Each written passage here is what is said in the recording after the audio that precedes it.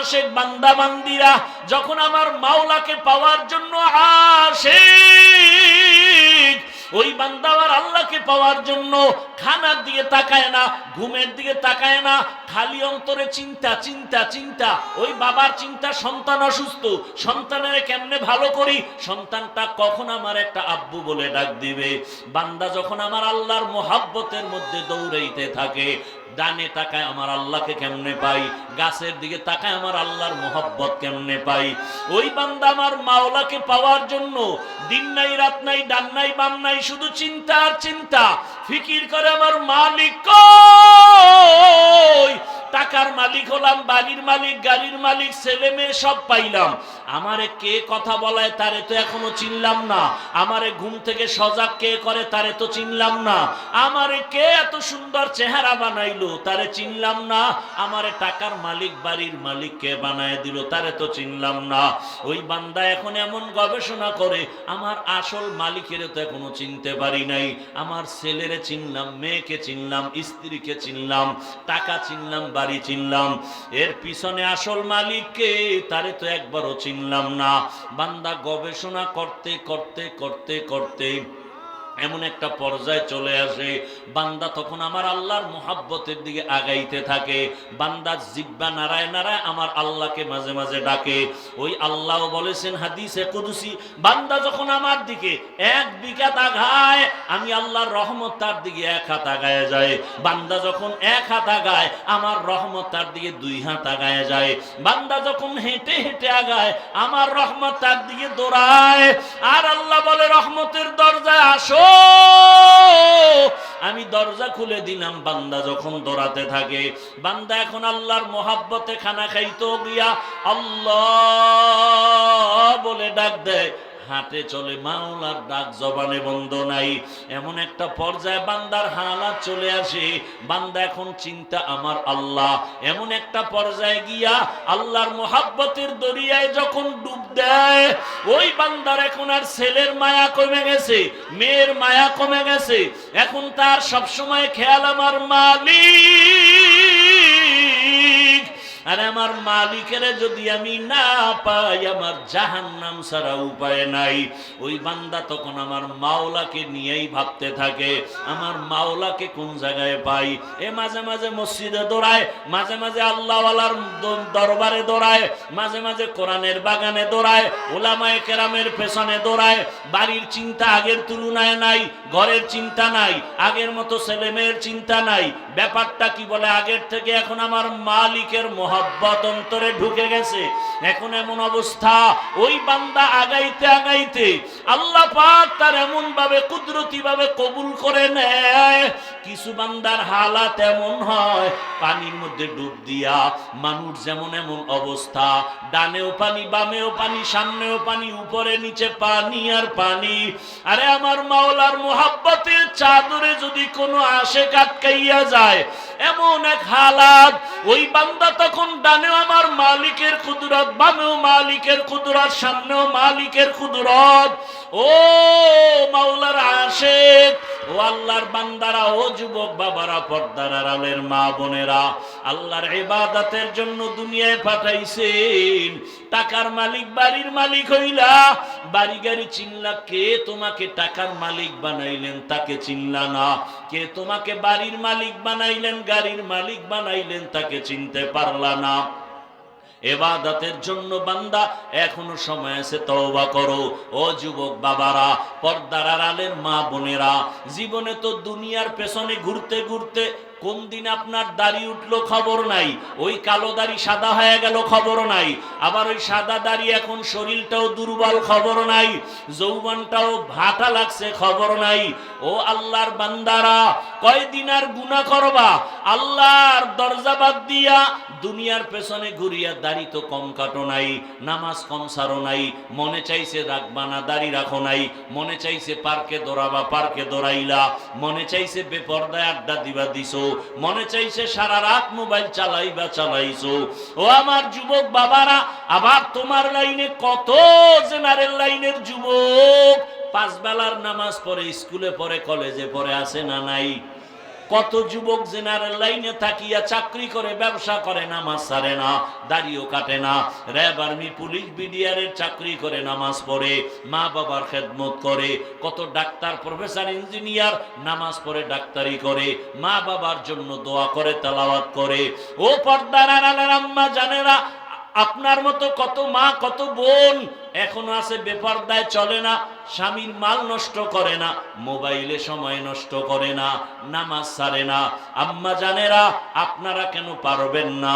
এখনো সময় আছে, তওবা করেন।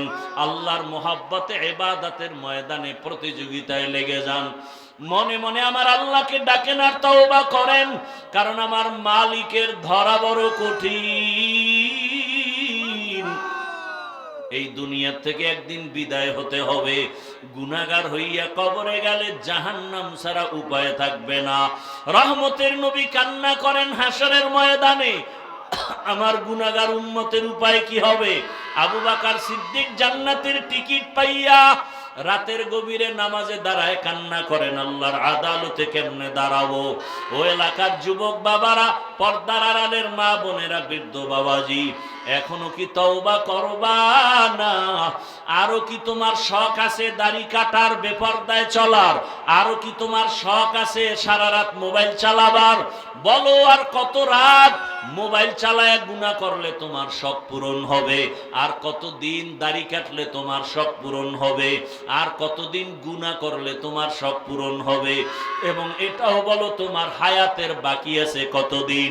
চোখের সামনে শুধু লাশ আর লাশ, পানির নিচে যুবকের লাশ, ঘরের বিছানায় যুবকের লাশ, এ বাবা গাড়ির নিচে যুবকের লাশ।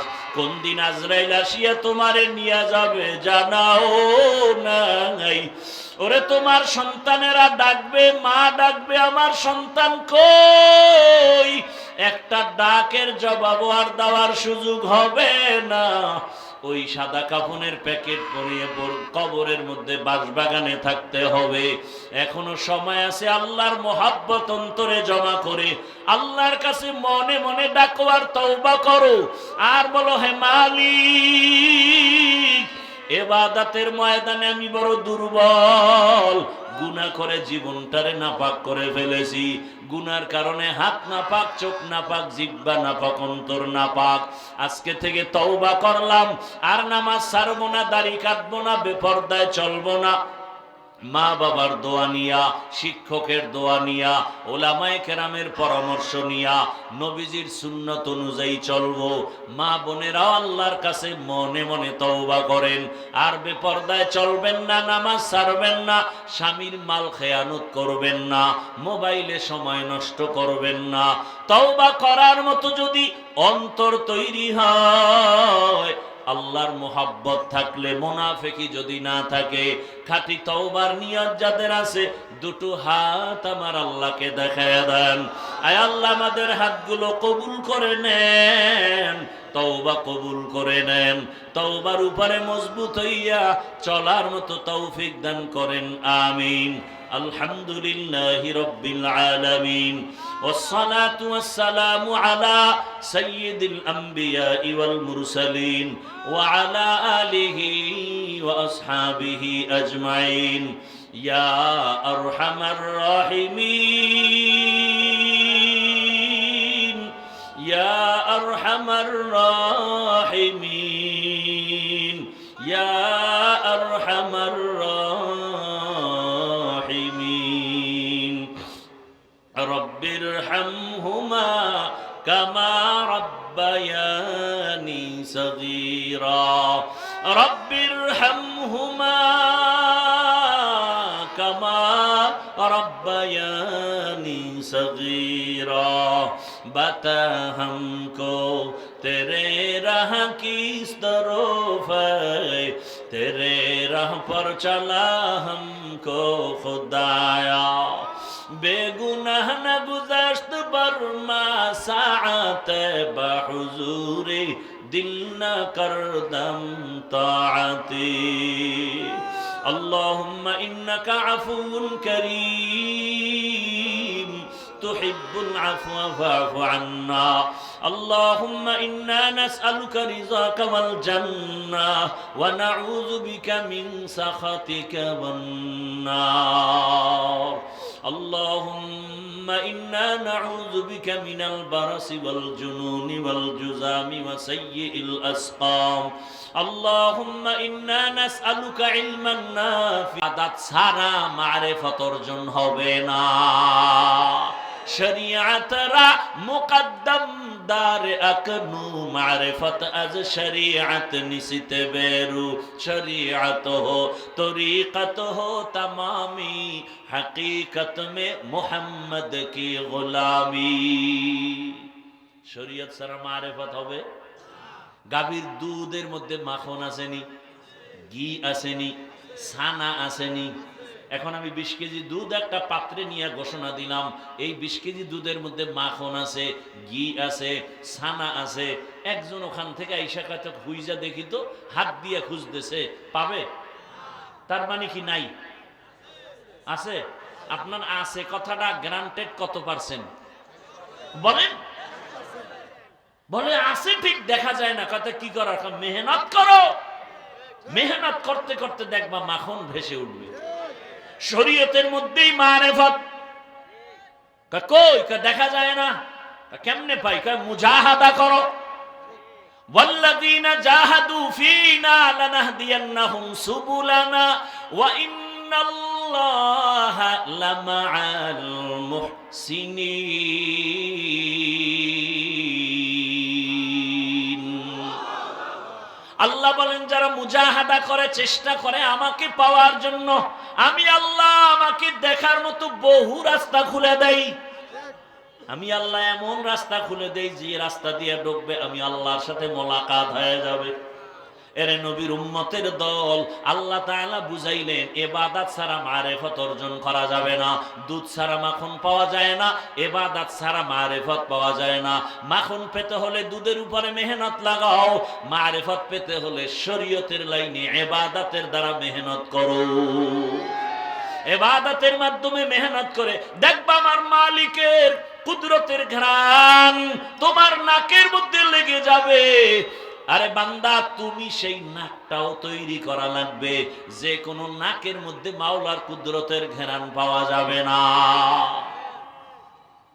আল্লাহর কুদরতের ঘ্রাণ নেওয়ার জন্য নাকটাকে গুনাহমুক্ত করো চোখকে গুনাহমুক্ত করো দেখবা আমার মালিকের কুদরতের ঘ্রাণ আমার মাওলার মোহাব্বতের ঘ্রাণ তোমার ভেতরে কাজ করে তখন দেখবা কেমন এক হালাত এখন তুমি ডাইনে দেখো মানুষ বামে মানুষ সামনে পেছনে মানুষ কিন্তু এমন একটা মোহাব্বত অন্তরে জমা হয়ে যাবে আমাদের আল্লাহওয়ালারা এভাবে উদাহরণ দিতেন বাচ্চা রাতে 2টা 3টার সময় বাসায় অসুস্থ হয়ে গেছে বাবার মাথা গরম বাচ্চা অসুস্থ মা বাবার ঘুম থাকেনি বলেন বাচ্চা অসুস্থ মা বাবা ঘুমাবে এমন অসুস্থ রাতের বেলা এখন বাবায় পাগল হয়ে গেছে বাচ্চারে তাড়াতাড়ি ডাক্তার দেখানো দরকার বরিশাল নেওয়া যাবে না পটুয়াখালী নেওয়া যাবে না আমগো এলাকার পাশে এক ডাক্তার আছে তারে আইনা প্রাথমিক চিকিৎসা দেই খেয়াল করিয়েন কিন্তু আর কষ্ট হলে বলেন আমি ছেড়ে দেই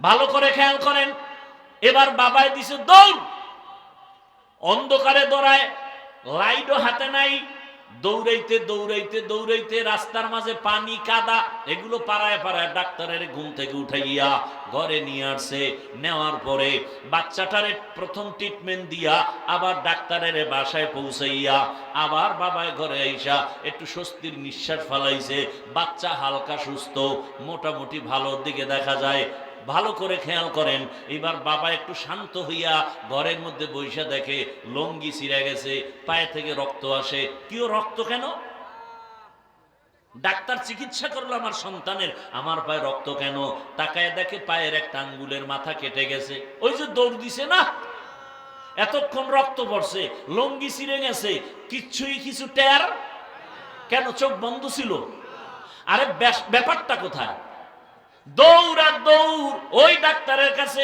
এখানে আবার ডাক্তার আবার ঘরে আবার ডাক্তার পা কাদা বাড়াইলো, কাপুরে কাদা, খেয়াল নাই, রক্ত পড়ে, ব্যথাও নাই, কোনো চিন্তা নাই। এখন সন্তান শান্ত, এখন বাবার খেয়াল ফিরে আসছে, আমি তো কাদা মানির পাড়ায় ফেলছি, আমার পা কেটে গেছে, খেয়াল নাই। কারণটা কি? ওই যে আসা যাওয়া করছে, ও রাস্তা দিয়ে হাঁটছে ঠিক, কিন্তু রাস্তা দিয়ে খেয়াল নাই। ওর অন্তরের মধ্যে সন্তানের মোহব্বত গালেব হয়ে গেছে।